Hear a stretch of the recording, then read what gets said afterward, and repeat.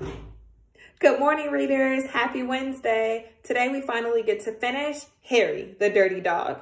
Quickly, tell me, what do you remember from yesterday? What do you remember from part 1 of the story? Go.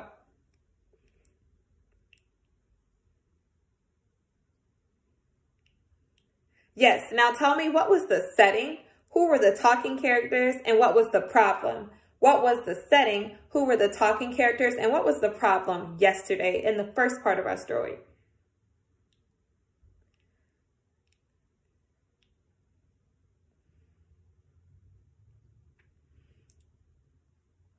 That's right. Our setting was primarily in the daytime, and Harry was inside at home sometimes, but for the most part, he was outside roaming the city. So you should have said that the setting was during the daytime in the city and at Harry's house.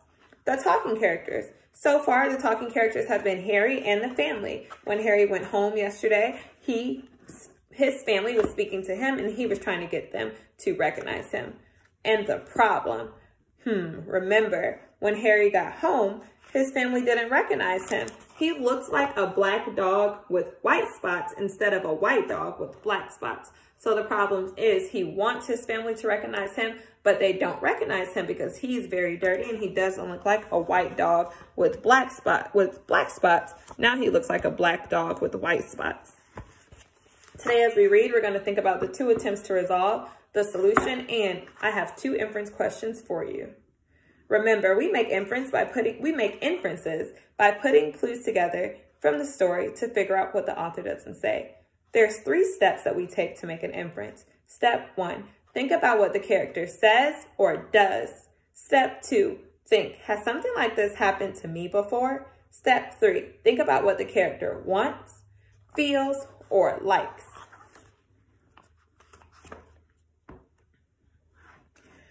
When Harry got to his house, he crawled through the fence and sat looking at the back door. One of the family members looked out and said, "There's a strange dog in the backyard. By the way, has anyone seen Harry?"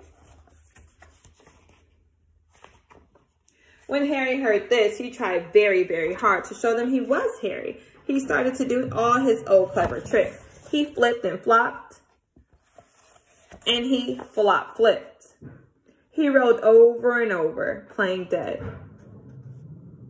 What's the first attempt to resolve? What's the first way that Harry tries to solve his problem?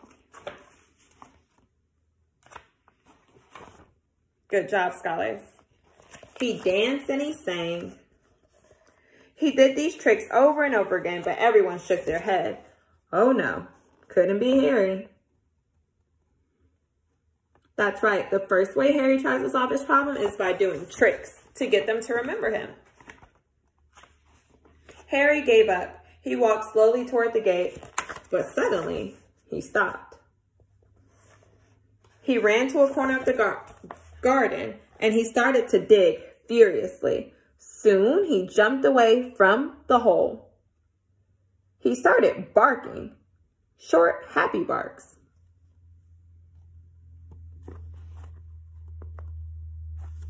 Let's pause for our first inference question. Why does Harry dig back up the scrubbing brush? Why does Harry dig back up the scrubbing brush? Tell me your inference. First, look at what the character says and does. What is he saying and doing? Next, think, has something like this happened to you before? When is the time that you had an idea about how to solve your problem? Three, think, what does Harry want, feel, and like? Harry wants what? Harry feels what? Harry likes what? Good inference. Now put it all together. Why does Harry go back and scrub and dig up the scrubbing brush? He found the scrubbing brush, he carried it in his mouth, and he ran into the house. Up the stairs he dashed, with the family following close behind. The family's like, who is this crazy dog running in our house? He jumped into the bathtub and sat up begging, with the scrubbing brush in his mouth, a trick he certainly had never done before. "This little dog wants a bath," cried the little girl, and her father said, "Why don't you and your brother just give him one?" Harry's bath was the soapiest one he'd ever had. It worked like magic. As soon as the children started to scrub, they began shouting, "Mommy, Daddy, come quick, look!" "It's Harry, it's Harry, it's Harry," they cried. Harry wagged his tail and he was very, very happy. His family combed and brushed him lovingly, and he became once again a white dog with black spots.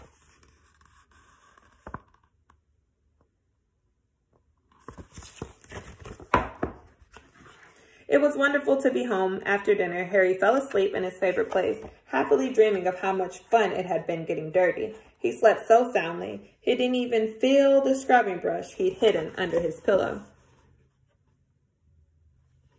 Listen to your second inference question. How does the family feel at the end of the story? How does the family feel at the end of the story? Let's go back and look at what the characters say and do.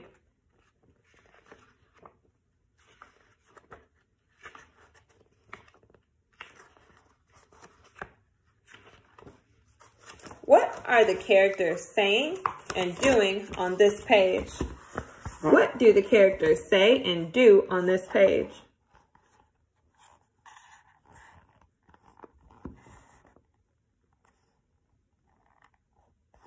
Great. Now think, has something like that ever happened to you before? What like that has ever happened to you?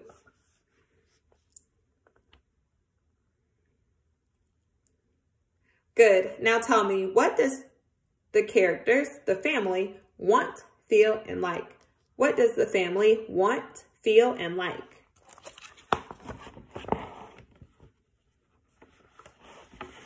Now you're ready to make your inference. How does the family feel at the end of the story?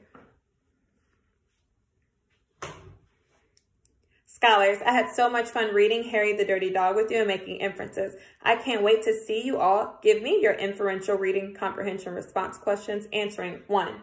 Why does Harry dig back up the scrubbing brush? And 2. How does the family feel at the end of the story? Have a great day.